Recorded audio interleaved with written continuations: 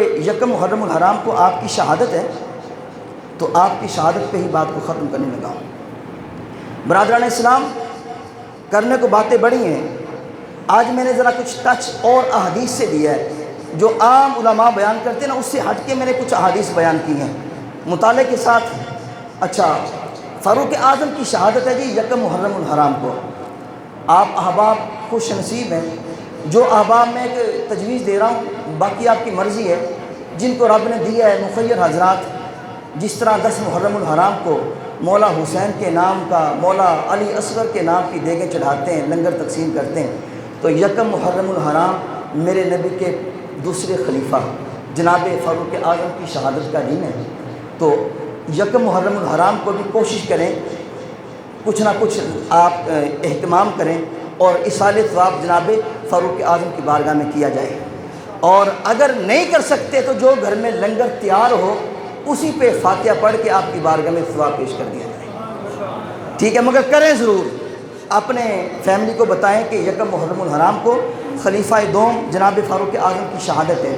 فاروق اعظم اکثر دعا کیا کرتے تھے شہادت کی، اکثر، اللہم ارزقنی شہادتا فی سبیلک واجعل موتی فی بلد رسولک صلی اللہ علیہ وسلم، اے اللہ مجھے اپنی راہ میں اور اپنے نبی کے شہر مدینہ میں شہادت کی موت نصیب فرما۔ اکثر دعا کیا کرتے تھے، اللہ تعالیٰ نے آپ کی دعا قبول فرمائی۔ آپ حسب معمول نماز فجر پڑھانے کے لیے گھر سے نکلے، آپ کا معمول تھا جب جاتے تھے تو الصلاۃ الصلاۃ لوگوں کو اٹھاتے جاتے تھے، بھی اٹھو نماز کا ٹائم ہو گیا، نماز کا وقت ہو گیا۔ آپ جا رہے تھے تو جا کے مسجد میں آپ نے جب امامت فرمائی، کھڑے ہو گئے امامت کے لیے، اس سے پتہ یہ بھی چلا کہ جو پہلے حکمران ہوتے تھے خلفائے راشدین اور جو اسلامی حکمران جتنے بھی ہیں، وہ خود امامت فرماتے تھے، نمازیں بھی پڑھاتے تھے اور خطبہ بھی دیتے تھے۔ اور جو ماشاءاللہ اس دور کے حکمران ہیں، ان پہ تو ماشاءاللہ نماز ہی نہیں آتی، قل ہو اللہ نہیں آتی، نماز کہاں، کلمہ سے ہی پڑھنا نہیں آتا۔ کیا کہتے ہیں؟ لا الہ الا اللہ محمد رسول اللہ۔ اب میں کہا چولا گلا تو کرنا علماء دے نال تے تینوں پہلا کلمہ تے آندا کوئی نہیں، جبکہ کلمہ ہے لا الہ الا اللہ محمد الرسول اللہ، وہ کیا پڑھتے ہیں؟ محمد رسول اللہ۔ جی دین کی ترجمانی کر رہے ہیں، اللہ اکبر۔ تو آپ نے جب نماز کے لیے نیت باندھی تو ابو لول و فیروز نامی بدبخت مجوسی صف میں نمازی کی صورت میں کھڑا ہوا تھا، اس نے خنجر آپ پہ حملے کیے، آپ فوراً نیچے تشریف لے آئے، اور جب نیچے تشریف لائے تو آپ کی نیابت کرتے ہوئے حضرت عبد الرحمن بن عوف نے مختصر نماز پڑھائی، فاروق اعظم کو گھر لے آیا گیا۔ جب آپ گھر آئے، خون کافی بہہ رہا تھا اور آپ پر بار بار غشی طاری ہو رہی تھی۔ جب آپ کو ہوش آیا تو پہلا سوال آپ نے یہ کیا کہ میرا قاتل کون ہے؟ کیا کیا جی؟ آپ کو عرض کیا کہ آپ کا قاتل غیر مسلم ہے۔ آپ نے کہا یا اللہ تیرا شکر ہے، کوئی غیر مسلم ہے، کوئی مسلمان نہیں، جیڑی میری آرزو سی رب نے پوری کر چھڈی۔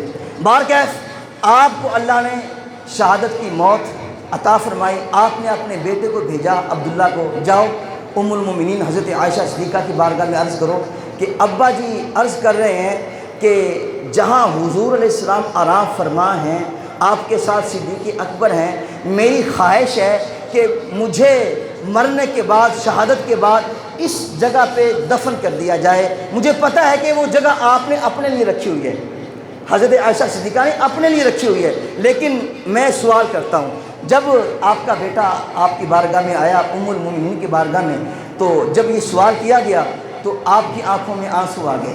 اماں عائشہ فرمانے لگی، اے عبداللہ وہ جگہ بڑی قیمتی ہے، میں نے رکھی تھی اپنے لیے، لیکن تیرے ابے نے کامی ایڈے سونے کیتے نے کہ میں انکار نہیں کر سکتی۔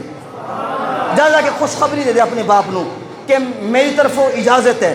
فاروق اعظم کے بعد جب اجازت نامہ لے کے آئے تو فاروق اعظم لیٹے تھے، زخم بڑے بڑے تھے، ان میں سے خون بہہ رہا تھا، پیپ بہہ رہی تھی۔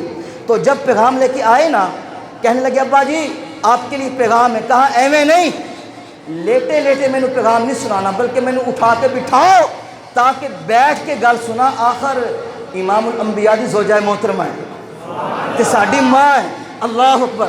تو آپ نے جب پیغام دیا آپ خوش ہو گئے، کہا ٹھیک ہے مہربانی، جب میری سانس نکل جائے تو پھر ایک بار جا کے ان سے اجازت لے لینا۔ تو یہ فاروق اعظم کی شہادت ہے۔ اللہ پاک فاروق اعظم کے صدقے حضور کی ساری امت کی خیر فرمائے۔